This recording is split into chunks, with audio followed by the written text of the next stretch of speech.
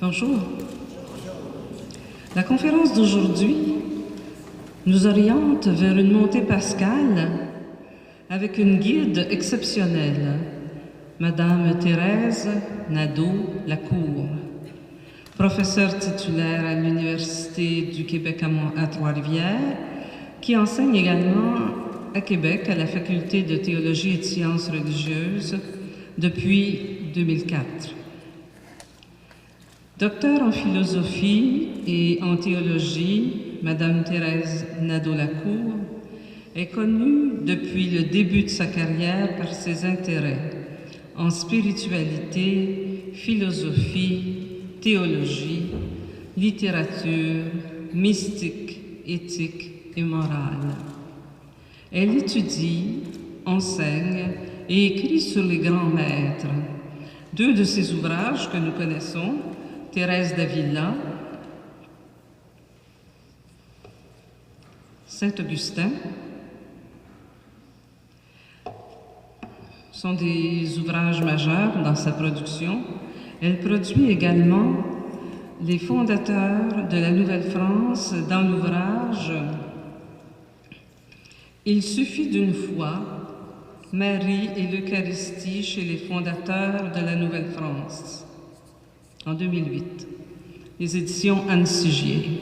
Ces volumes pourront être en vente tantôt à la pause café, au moment de la rencontre informelle avec Madame Nadeau-Lacour.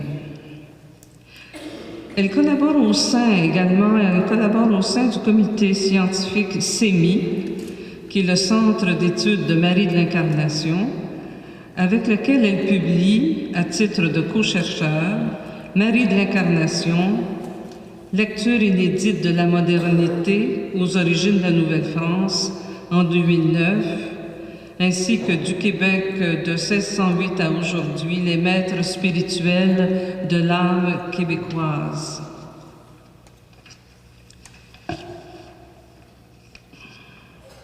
Elle vient de rédiger 10 articles pour le Dictionnaire des femmes mystiques à paraître en 2012 chez Robert Laffont.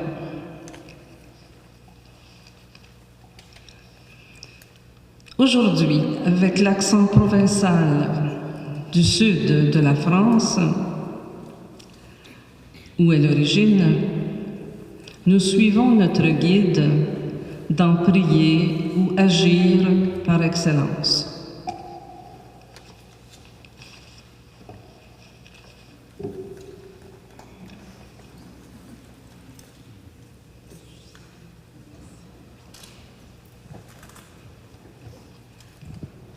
Bonjour, bon après-midi.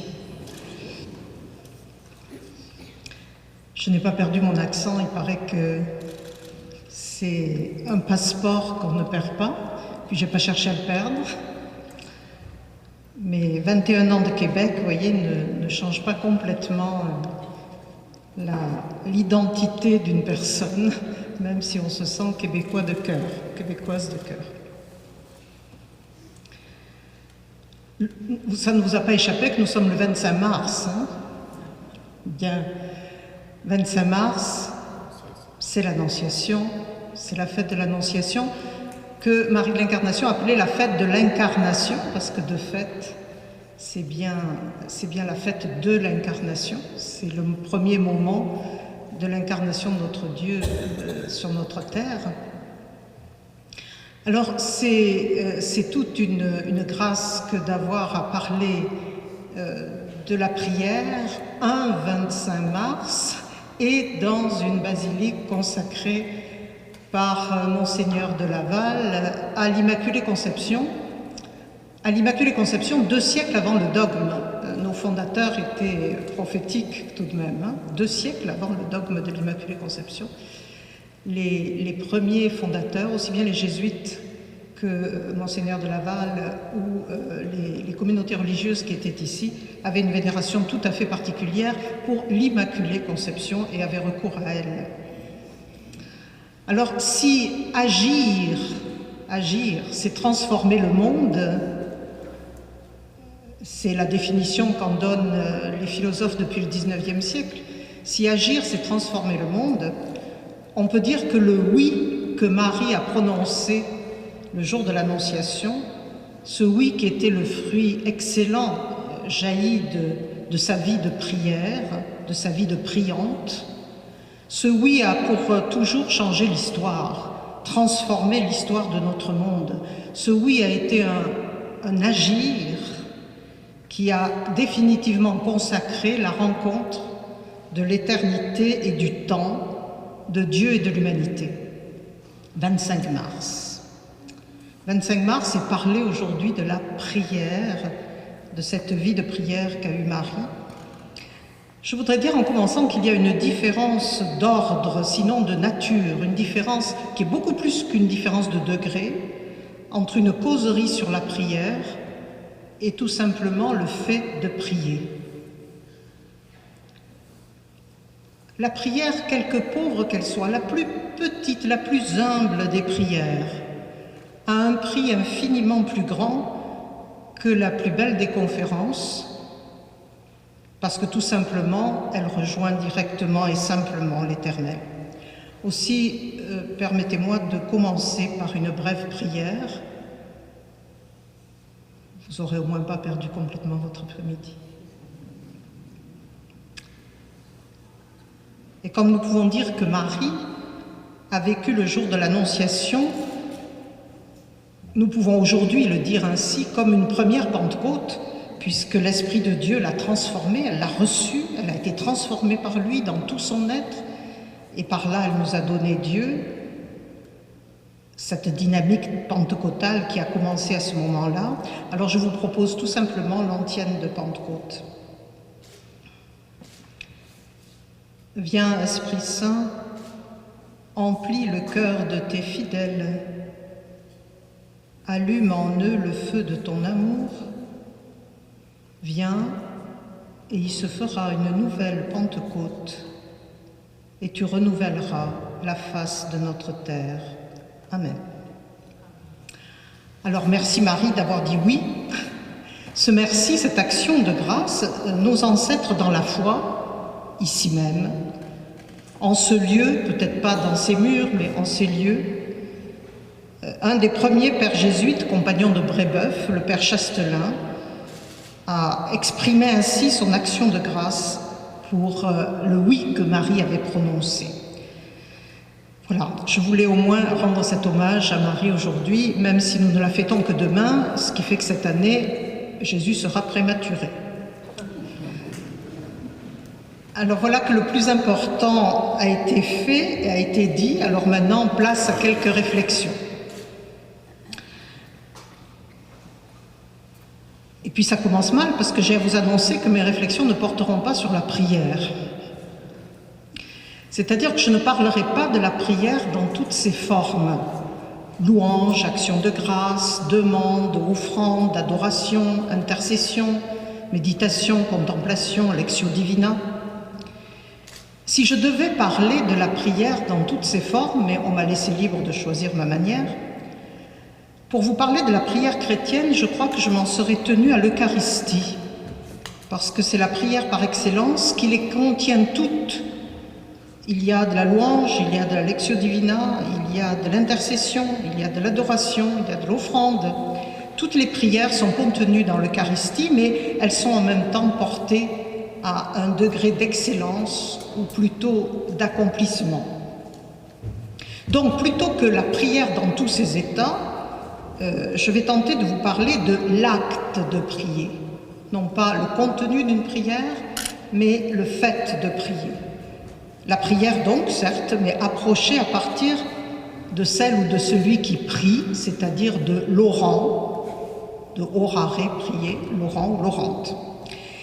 Et d'abord, je commencerai par un proverbe, ou plutôt par la parodie d'un proverbe.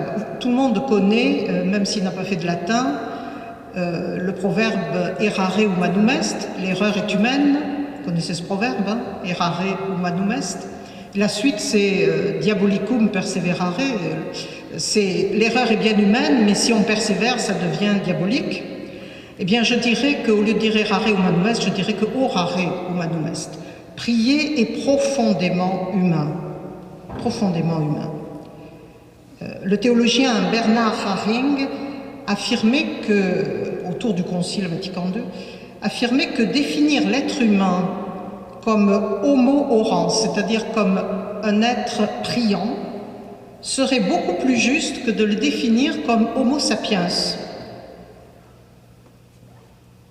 Car ce n'est pas suffisant de définir l'homme comme un être intelligent.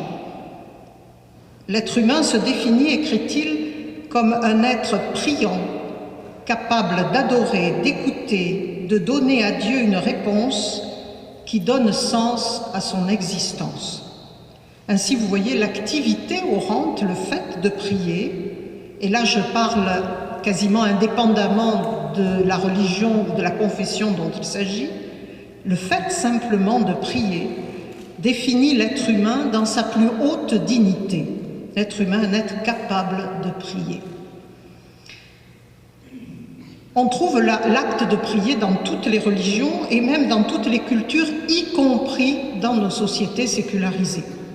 Depuis plusieurs années, tous les sondages qui ont lieu, et il y en a régulièrement 1 ou 2 par an, qui ont lieu à ce sujet, montrent qu'un nombre élevé de personnes, quelque chose comme 80%, reconnaissent avoir eu recours à la prière de demande, de supplication, et cela indépendamment d'une adhésion personnelle de type confessionnel. Le contexte de cette pratique est souvent récurrent. Situation de détresse, d'angoisse, impasse psychologique, danger de mort, peur de perdre un être cher. Et alors surgit du plus profond de nous-mêmes un cri, une prière, adressée on ne sait trop à qui, mais un élan. Universalité donc de l'acte de prier. Mais plutôt que les sondages, je préfère me tourner vers, vous vous en souvenez, je pense, peut-être pas les plus jeunes, j'en vois quelques-uns de très jeunes qui effectivement n'étaient peut-être pas encore, n'étaient qu'une idée dans la pensée de Dieu. Et surtout, je préfère avoir recours, plutôt que les sondages, à la rencontre d'Assise. Il y a un peu plus de 25 ans, on a fêté le 25e anniversaire en octobre 2011. Vous vous souvenez de cette rencontre d'Assise à laquelle 130 religieux du monde entier avaient répondu à l'invitation de Jean-Paul II. Une invitation toute simple, être ensemble pour prier pour la paix. Non pas prier ensemble pour la paix, car on ne s'adressait pas au même Dieu, mais être ensemble pour prier pour la paix. Et c'était donc en 1986, et Jean-Paul II disait ceci, et je crois que c'est extrêmement intéressant pour notre propos aujourd'hui. Le fait que nous soyons venus ici, à Assise donc, n'implique aucune intention de chercher un consensus religieux ou de mener une négociation sur nos convictions de foi. Notre rencontre témoigne seulement, et c'est là sa plus grande signification pour les êtres humains de notre temps, notre rencontre témoigne que dans la grande bataille pour la paix, l'humanité, avec sa diversité même, l'humanité doit puiser, et voici ce qui me paraît très important, donc pour le combat pour la paix, l'humanité doit puiser aux sources les plus profondes et les plus vivifiantes, là où la conscience se forme et sur lesquelles se fonde l'agir des êtres humains. Si nous voulons agir, parce que le combat pour la paix et pour la justice, pour le développement des peuples, ce combat-là est un combat d'action. Eh bien, si nous voulons que ce combat soit fructueux, il doit jaillir des sources profondes les plus vivifiantes et sur lesquelles se fonde l'agir moral de l'homme. Et c'est la raison pour laquelle il l'avait invité à prier. Les sources vivifiantes sont celles qui nourrissent la prière, bien sûr. Je crois que là, nous avons une belle définition de l'acte de prier, puiser aux sources les plus profondes de notre conscience, les sources vivifiantes. Et ça nous fait penser, bien sûr, à la Samaritaine. Et Jésus demande à boire à la Samaritaine, mais à la fin du récit, que se passe-t-il? C'est Jésus qui a creusé dans la Samaritaine un puits d'où jaillira définitivement des eaux vives, les eaux vives du témoignage, puisqu'elle part annoncer. Donc pour toutes les confessions et les appartenances religieuses, prier est certainement l'acte le plus important. On peut dire que, quelle que soit sa forme, l'acte de prier manifeste trois choses. Premièrement, il manifeste le fait que l'être humain, c'est un être en relation. Relation multiforme, mais qui toujours engage dans leur cœur même, engage la liberté de celui qui prie. L'être qui prie n'est pas replié sur lui-même. L'être qui prie, même s'il est recueilli, il n'est pas replié sur lui-même. L'être qui prie est en relation. Alors nous verrons tout à l'heure avec qui. Deuxièmement, l'acte de prier manifeste toujours, bien sûr, une démarche croyante. On prie toujours quelqu'un ou quelque chose ou des forces en lesquelles on croit. Croyance quelquefois très élémentaire dans des forces supérieures plus ou moins occultes, ou bien croyance, foi adulte en un Dieu personnel, mais dans tous les cas, la reconnaissance, il s'agit là de la reconnaissance d'une réalité qui dépasse celui qui s'adresse à elle ou qui lui voue un culte. Donc le deuxième aspect, c'est que dans le premier, nous sommes des êtres de relation. Deuxième, nous sommes des êtres de relation qui croyons en quelque chose de plus puissant que nous et auquel on s'adresse. Pour le croyant, pour ce croyant-là, ne pas prier, et ça c'est bien sûr le troisième point, ne pas prier mettrait sa croyance en danger. Et là je crois que c'est important qu'on insiste là-dessus. Prier, certes, manifeste ma foi, ma croyance, mais prier aussi nourrit ma foi, construit ma foi. Peut-être pourrait-on alors comprendre cette affirmation prononcée avec beaucoup de gravité au seuil du 3e millénaire par Jean-Paul II. Et j'avoue que quand je l'ai lu, je l'ai reçu en pleine face. Pas Jean-Paul II, mais sa phrase. Un chrétien qui ne prierait pas ou qui se contenterait d'une prière superficielle serait un chrétien en danger de mort. Alors entendons par là en danger de voir sa foi mourir, c'est-à-dire mourir en tant que chrétien. La prière suppose certes une certaine foi, mais aussi elle nourrit cette foi. Elle construit une existence croyante. Prier, c'est donc un acte. Et d'abord, c'est un acte de présence. C'est un acte de présence. Chaque fois que je trace sur moi le signe de la croix, au nom du Père, du Fils et de l'Esprit Saint, au nom dans la Bible, ça veut dire en présence. Chaque fois que je trace sur moi ce signe, je me mets en présence. C'est un acte de présence. Et toutes nos prières, ou la plupart de nos prières, commencent intérieurement ou extérieurement par ce signe de mise en présence. Donc prier, c'est un acte, mais c'est un acte de présence. C'est une décision libre, personne ne peut me forcer à prier. Donc cela témoigne d'une haute dignité de l'être humain. C'est un témoignage de croyance devant les autres. Aujourd'hui, en 2012, on peut mourir parce qu'on a prié. On peut être tué, on peut être assassiné parce qu'on a prié. On peut être assassiné parce qu'on porte une croix, comme ce jeune homme en Égypte il y a 1 mois et demi, qui a été tué simplement parce qu'il portait une croix. Témoigner de sa foi. Aujourd'hui, en 2012, en Égypte, en Afrique, en Orient, en Extrême-Orient. Prier est un acte. Ceux qui ont eu quelqu'un de tué à la sortie d'une messe, comme ces 2 petites religieuses à Alger, à la sortie d'une Eucharistie clandestine qui sont assassinées, eh bien leurs familles ne pourront jamais dire que prier n'est pas un acte c'est un acte de missionnaire, c'est un acte évangélisateur, c'est un acte de témoignage. Leur culte rendu à leur Dieu peut coûter la vie. Donc c'est un acte qui engage, et qui engage tout l'être dans ce qui fait le sens et le centre de sa vie. Prier m'engage totalement. Il m'engage comme être relationnel, c'est-à-dire que toutes les fois que je prie, je ne suis pas seule.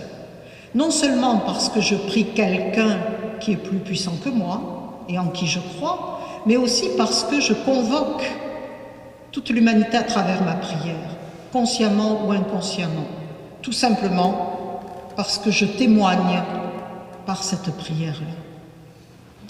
Ainsi donc, prier n'est pas un acte solitaire, prier est un acte relationnel, on l'a dit. Laurent, celui qui prie, veut par sa démarche priante se mettre en relation avec ses forces supérieures. Et cela, c'est vrai de tout acte de prière, quelle que soit la religion, y compris, bien entendu, les chrétiens. L'acte de prier est d'abord un acte de présence, c'est-à-dire une sorte de « me voici ». Une sorte de « me voici ». Avant toute prière, il y a ce « me voici », cette disponibilité. Mais aussitôt, on en peut entendre comme en écho cette très belle phrase d'un philosophe et théologien trop tôt disparu, Claude Bruer, qui disait « Le chrétien ne prie pas comme les autres, il ne le peut pas. Un chrétien ne peut pas prier comme les autres. » Alors le deuxième point de ma causerie, ce sera « Mais s'il ne peut pas prier comme les autres, pourquoi ? Qu'y a-t-il de vraiment spécial dans l'acte de prier d'un chrétien ou d'une chrétienne ? » Eh bien, nous pouvons découvrir quelques aspects particuliers propres à l'acte de prier chrétien, tout simplement en feuilletant la nature de la relation qui est établie dans l'acte de prier. Tout à l'heure, on a dit que prier me mettait en relation. Eh bien, qu'est-ce qui est établi dans cette relation-là ? Je crois que ce qui fait la spécificité première de l'acte de prier chrétien, c'est justement celui à qui on s'adresse, avec qui on crée une relation. La nature du Dieu qui est prié. Alors, qu'est-ce que je vais retenir de cela ? D'abord que le Dieu que je prie, c'est un Dieu personnel. Il s'est révélé comme tel. C'est pas moi qui ai décrété qu'il était personnel. Il s'est révélé comme tel. Et bien sûr, ça fait toute la différence. Par exemple, le texte fameux dans l'Ancien Testament, dans le premier livre des rois, où, par opposition aux 400 prophètes de Baal, Élie, le prophète Élie, qui est tout seul, va se moquer des 400 prophètes. Pourquoi ? Mais parce que leur Dieu ne répond pas à leurs cris, leur Dieu ne répond pas aux sacrifices qu'ils lui offrent, tandis que le Dieu d'Israël a répondu à son sacrifice. Le Dieu qui se révèle dans l'Ancien Testament, c'est un Dieu qui agit dans l'histoire, mais ça nous paraît un peu loin, mais qui agit dans notre histoire, et en fait du coup une histoire sainte. Donc c'est un Dieu personnel. Un deuxième point, c'est un Dieu qui s'est manifesté, qui s'est révélé comme un Dieu, pas seulement en relation, comme un Dieu en alliance. Et l'alliance, ce n'est pas n'importe quelle relation. Et c'est une alliance qui est voulue par lui. Généralement, quand on prie, on dit de celui qui prie qu'il se met en relation. C'est ce que je vous ai dit tout à l'heure. Ça vient de celui qui prie. Mais dans notre foi chrétienne et judéo-chrétienne, l'alliance vient d'abord de celui que l'on prie. C'est lui qui a voulu cette alliance. Il l'a désirée dès la création puisqu'il nous a fait à son image. Et les récits de la Genèse le disent très clairement. Il l'a désirée, bien sûr, plus que tout autre au moment de l'alliance avec Abraham. Il l'a désirée en donnant la loi à Moïse. Dieu a l'initiative de la relation. C'est lui qui a l'initiative. Alors nous, on a l'impression que ça vient toujours de nous. Bien sûr, c'est un acte libre, je m'adresse. Ça peut être un cri de demande, un cri au secours, ça peut être un acte de louange, ça peut être un acte d'action de grâce, c'est quand même moi qui le fais, certes. Mais ce que je fais, en fait, je ne m'en rends pas toujours compte, c'est une réponse. je réponds déjà à l'initiative de Dieu qui m'invite à rentrer en relation avec lui. L'acte de prier est toujours précédé par le désir que Dieu a de nous rejoindre. La relation sera donc, et voilà quelque chose de très original par rapport aux autres actes de prier, dans d'autres religions, la relation sera donc ici intersubjective, entre deux sujets libres. Elle sera non pas simplement une mise en présence, mais une coprésence. On est présent à l'autre et l'autre est présent à nous. Donc un Dieu personnel, un Dieu qui veut faire alliance et qui a l'initiative, mais encore un Dieu qui a parlé, un Dieu qui a agi. Ce Dieu qui parle attend notre écoute. Vous savez que l'écoute dans l'Ancien Testament, c'est la première posture priante. Écoute Israël, écoute Israël. Pour ceux qui ont vu le film Le Grand Silence, je ne sais pas si certains d'entre vous l'ont vu, mais la deuxième image du film, la première c'est de la neige, la deuxième image du film c'est une oreille. C'est l'oreille du moine qui écoute. Il écoute, mais on n'écouterait pas si quelqu'un ne parlait pas, si on ne savait pas, si on ne sentait pas, si on ne pressentait pas que Dieu nous parle. Quelquefois on écoute, on n'entend rien. C'est-à-dire qu'on n'entend pas avec nos oreilles extérieures, mais quelque chose toujours peut pénétrer en nous. Donc ce Dieu a parlé. Et enfin, bien sûr, c'est un Dieu qui s'est fait proche, parce que cette parole s'est faite chair. Et le 25 mars, on peut difficilement échapper à cela, n'est-ce pas? Le Verbe s'est fait chair. Cette parole s'est faite chair, elle s'est faite proche. Je ne peux plus dire que Dieu ne parle pas. Il a parlé dans son Fils. Et ce Dieu-Fils, c'est un Dieu qui lui-même a prié. Vous voyez toute l'originalité de la prière chrétienne. C'est un Dieu qui a prié, qui a appris à ses disciples à prier, qui a montré à qui on s'adressait quand on priait. On s'adressait à un Dieu de miséricorde, à un Dieu de bonté, à un Dieu Père, à un Dieu amour. Quelle richesse de l'acte de prier chrétien. Ce Dieu Fils qui a montré quelle était la réalité qui rendait possible cette prière. Pourquoi pouvons-nous prier de cette manière? Mais parce que, au fond de nous-mêmes, ontologiquement, nous sommes des enfants et des enfants aimés d'un Père. C'est pour cela qu'on peut prier. C'est pour cela qu'on peut prier un Dieu d'amour. Ce Dieu Fils qui a enseigné le but de toute relation à Dieu. Quel est le but de toute relation à Dieu? Eh bien, tout simplement, c'est l'union la plus intime avec lui, c'est la familiarité. Et cette union la plus intime, c'est l'autre nom de la sainteté. Quel est le but de la relation à Dieu? Eh bien, c'est d'essayer d'aimer comme lui nous aime et comme lui aime les autres. Bref, le but d'une relation à Dieu dans l'acte de prier, c'est d'être transformé dans notre être tout entier, d'être transformé à commencer par le cœur. Parce que c'est lui qui va tout tirer. C'est à commencer par le cœur, puis le reste viendra. Et c'est cela que Paul appelle l'homme nouveau. L'acte de prier en christianisme, il est fait pour que jaillisse de nous, jaillisse en nous l'être nouveau. Ce Dieu Fils qui a laissé à ses disciples les moyens de prier en vérité, les moyens d'adorer en esprit et en vérité. Nous ne sommes pas capables. Nous en faisons l'expérience. Je ne suis pas capable. C'est pas grave. C'est pas grave. Il n'y a aucune contre-indication à prier dans le christianisme. Aucune contre-indication.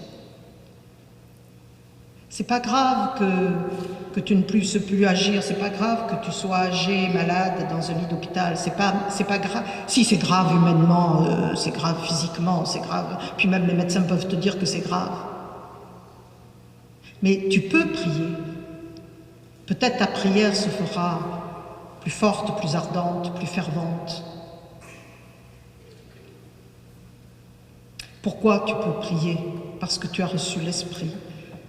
Le Seigneur nous a laissé celui qui nous permet de prier, quelles que soient nos situations, quelles que soient nos confrontations, dans la joie, dans la peine, dans l'exaltation, dans la tristesse, dans la solitude ou dans une communauté vivante. Enfin, il a créé les lieux pour le rejoindre. Ça, c'est extraordinaire. Puisque la prière, l'acte de prier consiste à rejoindre Dieu, eh bien le Christ nous a laissé les lieux pour le rejoindre. Vous les connaissez bien, ces lieux, ces 4 lieux. La parole, bien sûr, sa parole. Le silence de l'oraison, la prière, c'est le lieu du cœur, le cœur à cœur avec Dieu. Les sacrements, le lieu de sa présence. Et puis, in fine, à la fin mais non le moindre, le visage de l'autre. Le visage de l'autre qui est le lieu où je peux le rencontrer. C'est peut-être le lieu le plus difficile à rencontrer. Et justement, Mère Teresa disait bien combien pour rencontrer Dieu dans le visage de l'autre, pour rencontrer Dieu dans l'autre souffrant, dans l'autre malmené, il fallait déjà l'avoir rencontré au fond de soi-même, parce que je ne peux pas le reconnaître si je ne le connais pas déjà. Et c'est en le connaissant, c'est en ayant vu intérieurement son visage, c'est en le connaissant que je pourrai le reconnaître. Eh bien, pour le chrétien, cette relation, puisque ce que nous venons de faire, là, je le reprends en 2 secondes, Claude Bruer nous disait, le chrétien ne prie pas comme les autres, il ne peut pas prier comme les autres. Et là, nous avons essayé de voir pourquoi. Et ce qu'il y a d'original dans cet acte de prier chrétien. Il ne peut pas prier comme les autres, parce que son Dieu est un Dieu personnel, qui s'est révélé, parce qu'il s'est fait proche de nous, parce qu'il n'y a aucune contre-indication à la prière. Dès l'instant où nous sommes enfants d'un Père, on restera toujours enfant. Et tout cela en bloc, là, tout cela. Quel cadeau nous l'avons reçu au baptême. Cette relation à Dieu a été créée au baptême. Dieu, ce jour-là, a fait alliance avec moi, avec toi, avec chacun de nous. On pourrait le dire autrement en disant que par la grâce baptismale, ça c'est un mot un peu technique, mais on va prendre une image, par la grâce baptismale, chaque baptisé porte en lui une source. Une sorte, je disais il n'y a pas longtemps, une sorte de nappe phréatique. Chaque baptisé a au fond de lui comme une réserve d'eau naturelle ou surnaturelle ici, une réserve, les eaux vives. Vous savez que Dieu, dans l'Ancien Testament, se compare aux eaux vives, à la source d'eau vive. Eh bien, nous l'avons reçue au baptême, elle est là, c'est la vie de Dieu. Mais ce n'est pas parce que cette nappe phréatique est là qu'elle est pour moi active. Parce que Dieu ne force pas, elle est là. Il donne la possibilité, mais il n'imposera jamais une réponse. S'il y a une réponse qui doit être libre, s'il y a un lieu de la liberté de l'homme, c'est bien ce moment où je décide d'aller puiser à cette source. Mais il faut atteindre cette source.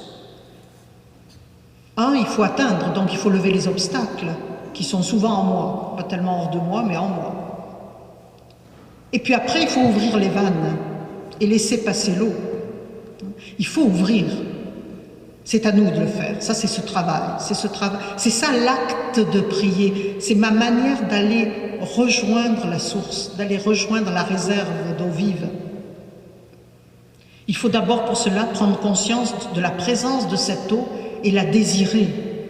Et ce moment-là, mon Dieu, si on était conscient de cela quand on fait la préparation au sacrement, ce moment où on prend vraiment conscience de cette réserve d'eau vive qui est en nous et que nous n'avons qu'à aller ouvrir les vannes, c'est la confirmation. C'est le sacrement de confirmation. Si important. C'est le moment où, par la grâce reçue de l'Esprit, je peux aller jusque-là. Je peux dire oui, je peux confirmer mon baptême. Librement le confirmer. Alors, puisque l'originalité de l'acte de prier chrétien est dans la nature même de la relation que la prière rend manifeste, Eh bien, apprendre à prier consistera à ne pas faire obstacle en nous à la relation, à lever ces obstacles, puisque lui, Dieu est toujours présent. C'est moi qui ne suis pas, qui ne suis pas présent. Gustave Thibon disait, c'est nous qui manquons à la lumière. Nos yeux manquent à la lumière. La lumière est là. Nos yeux manquent à la lumière. Mais attention, apprendre à prier, ce n'est pas une technique. Ce n'est pas une technique. Il y a des techniques, vous le savez comme moi, hein, des techniques de méditation, des techniques, j'allais dire des protocoles. Et si on a raté une ligne, on est dans l'erreur. Et c'est normal que ça ne marche pas.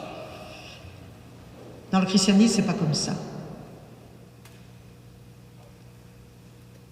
Prier, apprendre à prier, c'est apprendre, certes, alors j'ai dit tout à l'heure, ce n'est pas une technique, mais je dirais c'est une méthode. Si je prends le mot méthode dans son sens originel, qui veut dire un chemin.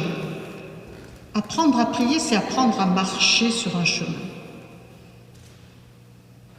C'est beaucoup plus souple, hein. On n'est pas dans une technique raide. C'est un chemin, mais au bout du compte, c'est découvrir que le chemin, c'est le Christ lui-même, comme il l'a dit. Suis-moi, écoute ma parole, c'est répété à cœur d'évangile. Suis-moi, écoute ma parole.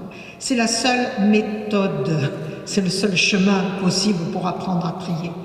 Bien, ce n'est pas répéter des choses, ce n'est pas les dents serrées, essayer de suivre un protocole. Non, apprendre à prier, c'est se mettre à la suite du Christ, écouter sa parole. Le seul enseignement que Marie donne dans tous les évangiles, le seul, elle en donne un seul, c'est à Cana. Tout ce qu'il vous dira, faites-le.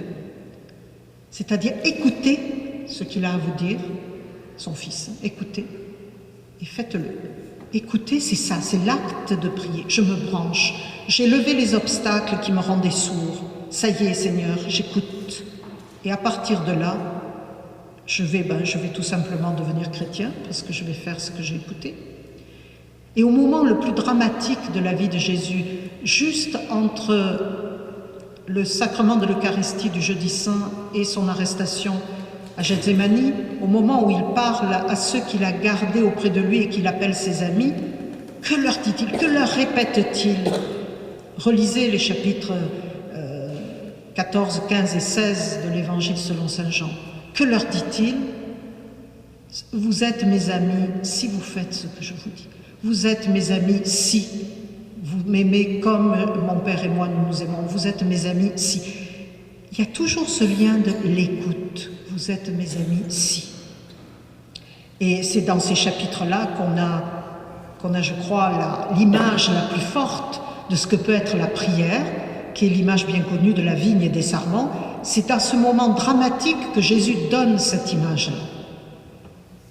Vous voulez être avec moi, vous voulez devenir mes intimes, c'est-à-dire, en fait, vous voulez prier vraiment, eh bien, restez branchés sur le cep de la vigne. Et la sève va passer, la sève de la vie éternelle va passer. Restez branchés sur ce tronc, sur ce cep. Sinon, vous ne porterez jamais de fruits. Sinon, vous ne serez pas mes amis. Il s'agit donc de vivre avec, comme dit Paul, saint Paul, de vivre avec. Le but de l'alliance, c'est vraiment l'union à Dieu. C'est l'union, disent les mystiques, l'union des volontés. C'est la prière même de Jésus, celle qu'on a entendue dans l'évangile d'aujourd'hui. Vous relirez l'évangile d'aujourd'hui, on a réentendu cela. Faut-il que je prie pour que cette heure s'éloigne de moi? Mais non, c'est mon heure. Et on sait à Gethsémani combien il va consentir à cette union des volontés avec son Père.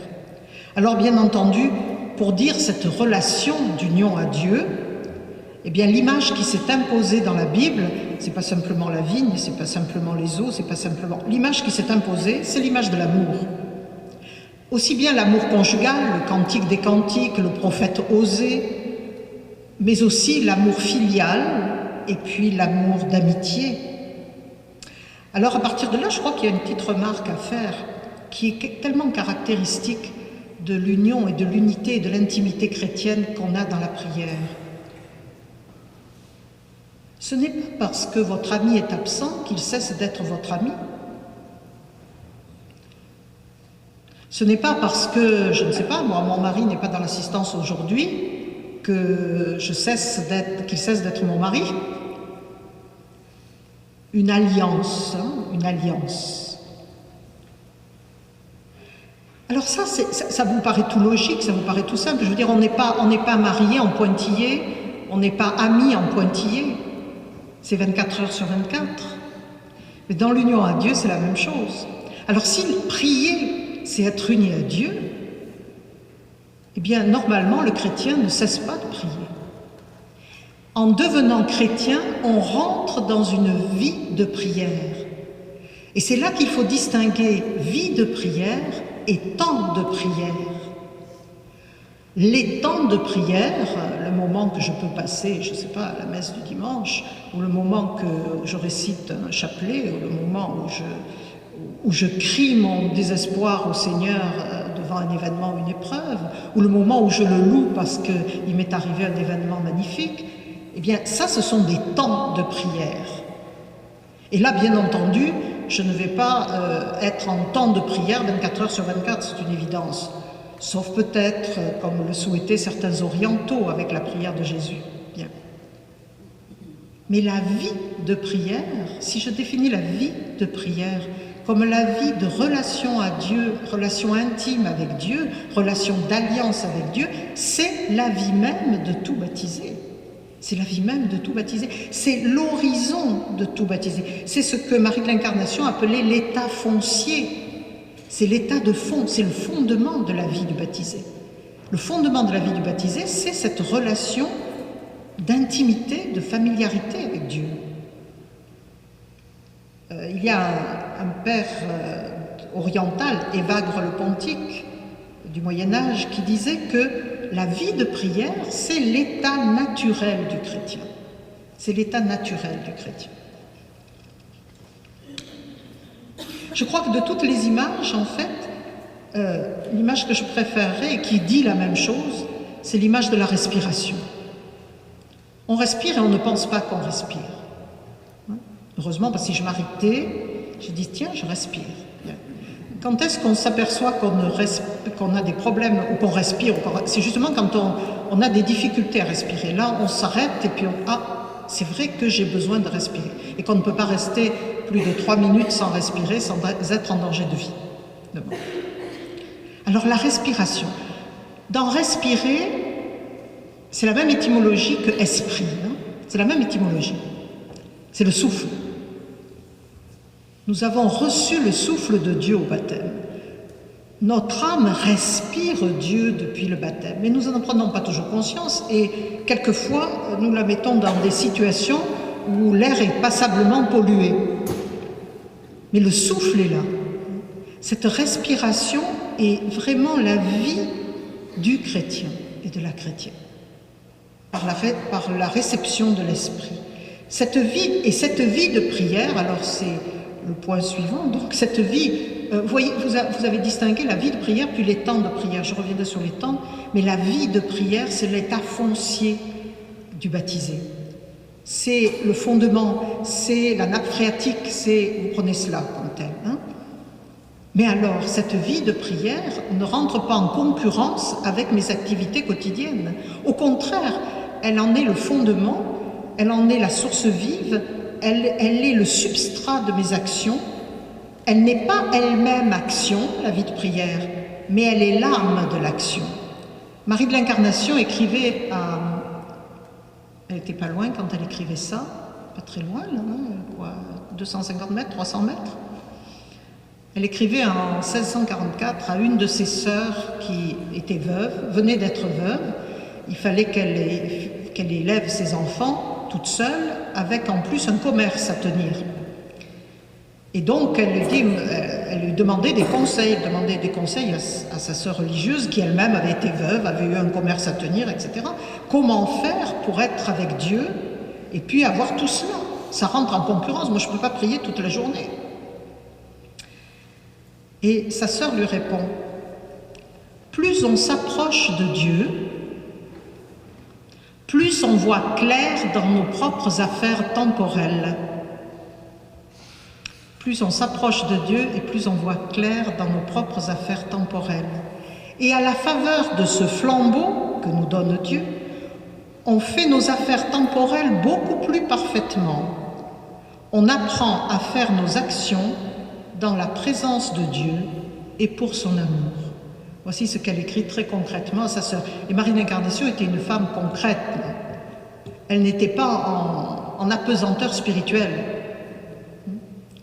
Elle avait les pieds sur terre, elle était une bâtisseuse tout en étant une grande mystique, et il n'y avait pas opposition entre les deux, parce qu'il y avait un état foncier qui était sa vie d'union à Dieu, sur lequel venaient se greffer et puiser toutes ses activités du jour et de la nuit quelquefois.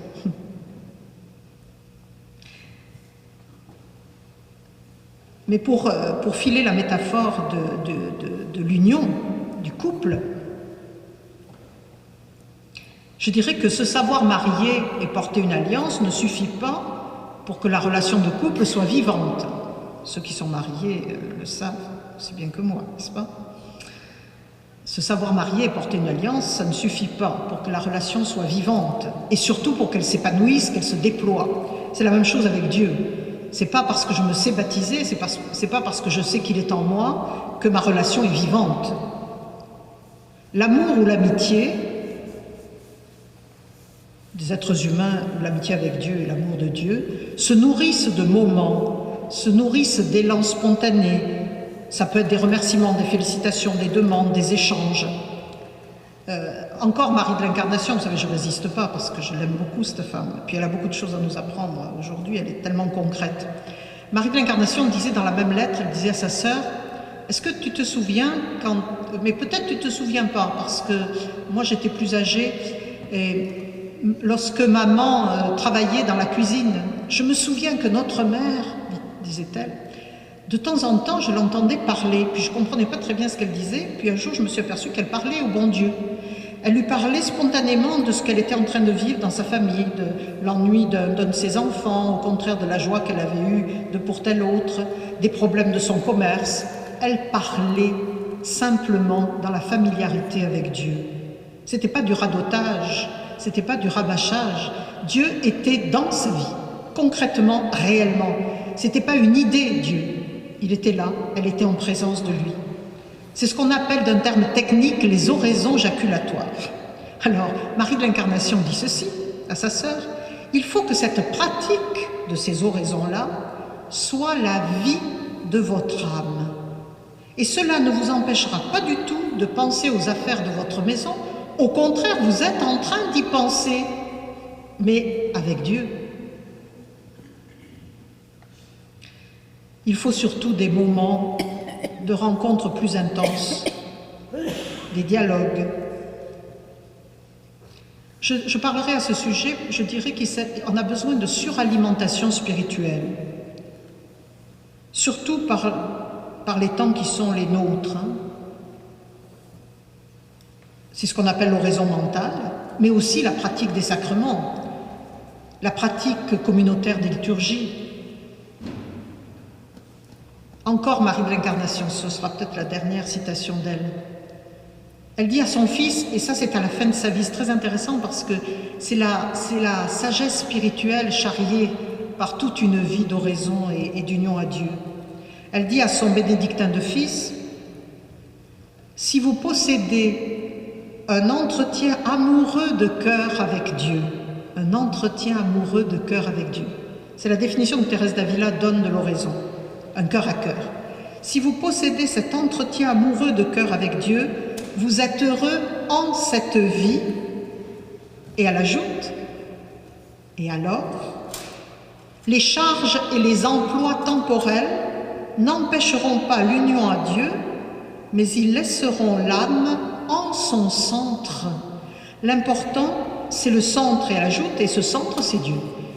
Vos occupations ce tourbillon d'occupation, parce que son fils bénédictin avait la charge de l'abbaye, et il trouvait que c'était très lourd et il n'avait pas assez de temps pour être avec Dieu. Elle lui dit, c'est pas important. Vous êtes avec Dieu pour autant qu'il est votre centre. C'est-à-dire pour autant que tout gravite autour. Votre centre, c'est-à-dire que c'est lui le sens de votre vie. C'est pas autre chose, c'est pas quelqu'un d'autre, c'est pas une réalité, c'est pas une idole. C'est lui le sens de votre vie. Et dès l'instant où il est le centre, c'est comme un noyau incandescent. Hein. Dès l'instant où mon Dieu est mon centre, alors il irradie toute ma personne, toutes mes activités, toutes mes affections, toute ma manière de me comporter, il va les irradier, sauf si bien sûr je mets des plaques de plomb qui empêchent. Ça, j'ai toujours ma liberté. Mais si ce Dieu est le centre de mon être, je deviens un buisson ardent. Hein. La même Marie de l'Incarnation dira que justement dans les rencontres privilégiées que sont les rencontres eucharistiques, elle dit « Dans l'Eucharistie, je trouvais ma vie et tout mon bien ». On saute quelques siècles, Mère Teresa. Une citation très intéressante de Mère Teresa. Enfin, je trouve intéressante.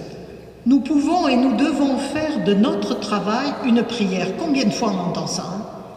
Mais moi, je n'ai pas besoin de prier, c'est mon travail qui est la prière. Attention, ça commence comme ça. Hein? Nous pouvons et nous devons faire de notre travail une prière. Mais elle ajoute, mais jamais nous ne pourrons remplacer la prière par le travail.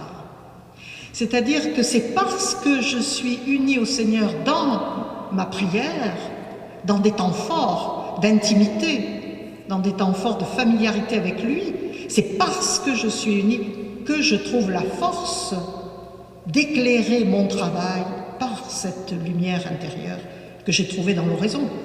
Alors vous connaissez tous l'histoire hein, de Mère Teresa, je vous la rappelle simplement.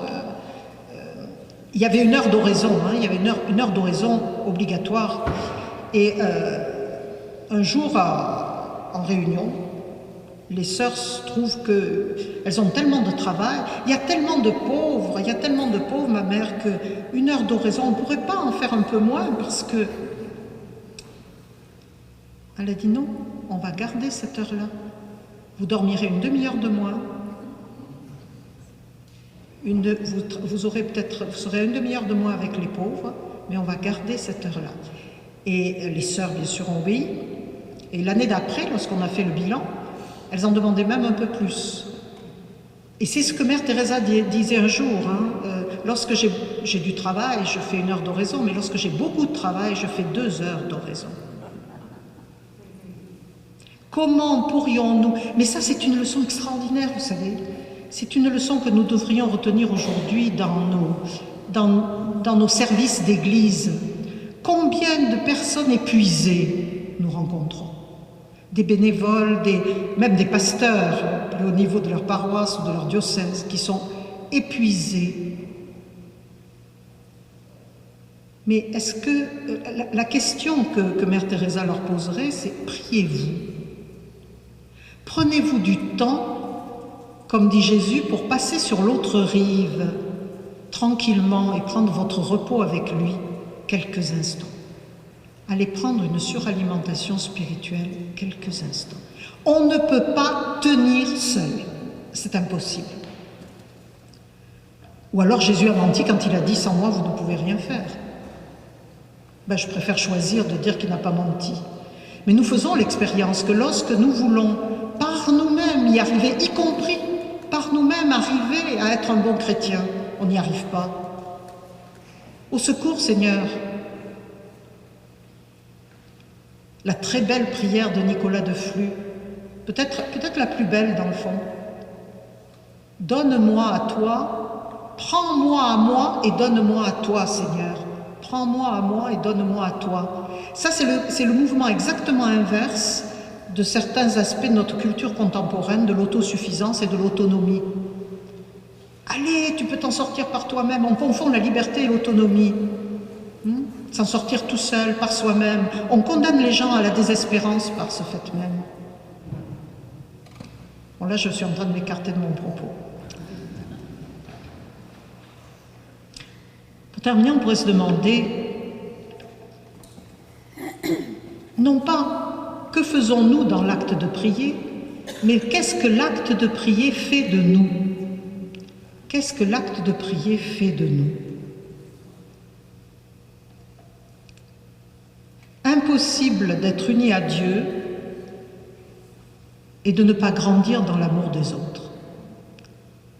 L'acte de prier fait de nous des amoureux des autres,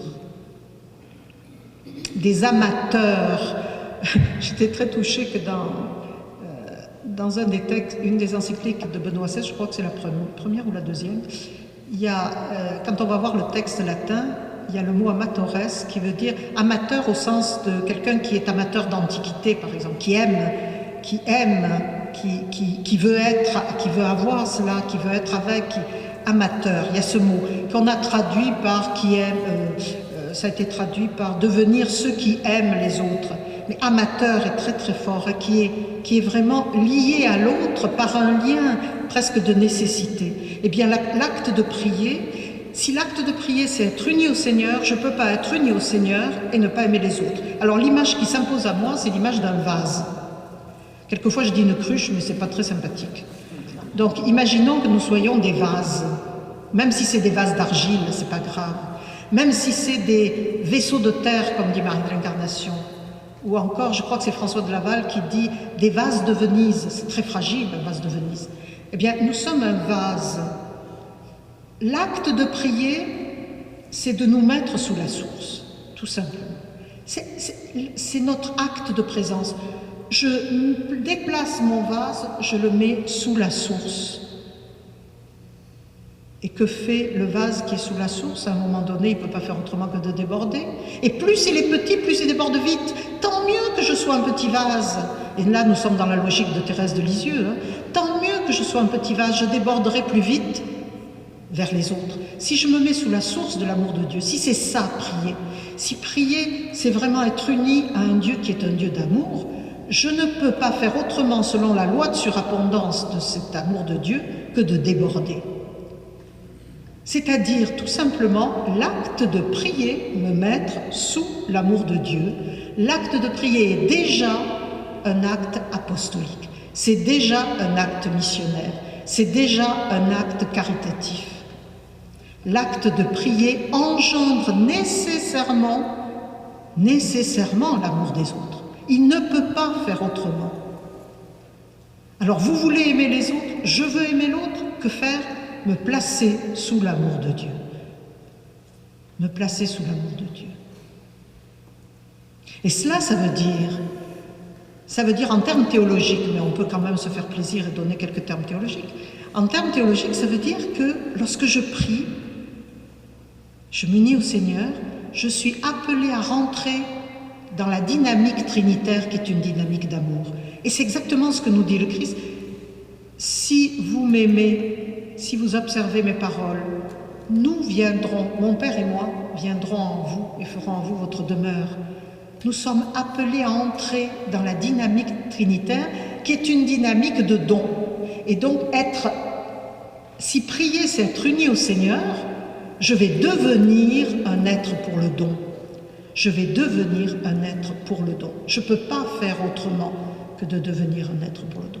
Alors comment ? Par le témoignage de ma vie tout simplement, mais ça ce sont les circonstances qui vont le déterminer. Mais fondamentalement, je deviendrai un être pour aimer, un être pour le don, parce que je serai habité par cette dynamique trinitaire. Et la dynamique trinitaire, c'est la loi de surabondance. On va le dire autrement, et je reviens au 25 mars, on va le dire autrement, c'est la logique mariale. Marie reçoit la surabondance de la grâce de Dieu en elle, qui féconde le Fils de Dieu en elle, et elle le donne au monde. C'est ce mouvement-là, c'est la dynamique même de l'acte de prier. Recevoir, accueillir la parole, la grâce de Dieu, la présence de Dieu eucharistique, accueillir, se laisser transformer par et donner Dieu au monde. Regardez Marie-Madeleine au matin de Pâques, bientôt nous allons l'entendre, ce récit de résurrection. Marie-Madeleine, qui voudrait rester avec son maître, son maître qu'elle aime tant. Union, vous voyez, on veut rester intime. Ça, c'est l'acte de prier, c'est l'acte de contempler, c'est l'unique nécessaire de Marthe et Marie. Hein. On veut rester. Ne me retiens pas, va vers les autres. Voilà le mouvement. Hein. Tu es suffisamment uni à moi par l'amour pour pouvoir aller vers les autres. Conséquence 5 minutes? Non, d'accord.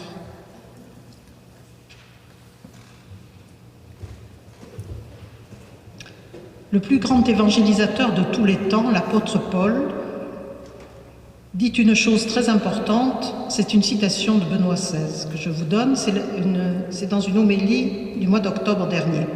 Le plus grand évangélisateur de tous les temps, l'apôtre Paul, nous dit une chose très importante. L'annonce de l'évangile doit toujours être précédée, accompagnée et suivie par la prière. Précédée, accompagnée et suivie par la prière. Alors en ces temps de nouvelle évangélisation, il ne pourra pas y avoir de nouvelle évangélisation sans, pour les évangélisateurs, une suralimentation spirituelle, une formation spirituelle. L'évangélisation, c'est pas d'abord des méthodes, c'est pas d'abord trouver la méthode inédite pour gagner le plus de monde. Évangéliser, c'est d'abord être tellement unis au Seigneur que c'est lui qui passera à travers nous pour évangéliser. Il n'y aura pas de nouvelle évangélisation sans une vie spirituelle des évangélisateurs, c'est-à-dire de tout chrétien, parce que tout chrétien, comme nous le rappelait Vatican II, est appelé à la sainteté et à la mission. Ce n'est pas optionnel, ça fait partie du baptême et de la grâce baptismale. Bonne montée Pascal.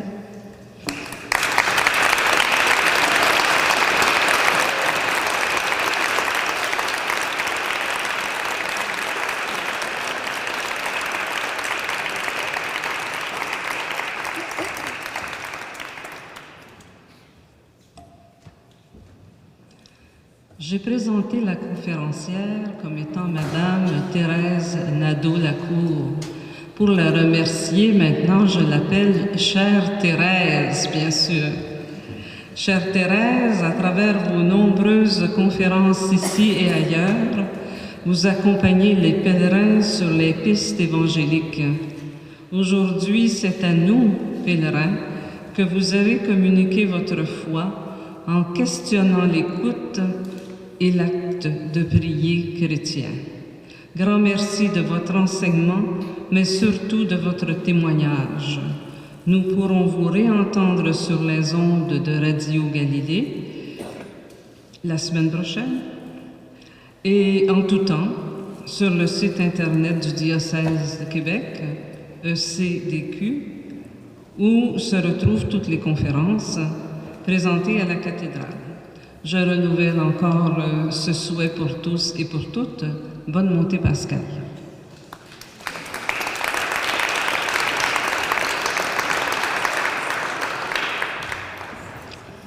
Madame Nadeau-Lacour, il nous fait plaisir de vous laisser un peu de souvenir de votre passage ici. Vous parliez tout à l'heure, au début de votre conférence, de ces lieux qui ont été fréquentés au début du régime français par tant de personnes qui sont venues y prier. Puis nous allons vous offrir une photographie qui a été prise par M. Abel, photographe de Notre-Dame de Québec, et qui représente la partie du fond du cœur, celle qui était ajoutée en 1745 par Chosgros de Liry, n'est-ce pas? Toujours sous le régime français. Mais l'endroit où vous avez donné votre conférence était tout près de l'abside de Notre-Dame au moment du régime français. On peut dire que l'église que François de Laval a connue, l'abside se trouvait à l'hôtel de célébration ici, qui est tout près de moi. Alors donc, on se trouvait probablement au cœur à cette époque-là. Alors donc, je suis heureux de vous remettre ce souvenir au nom de l'équipe des conférences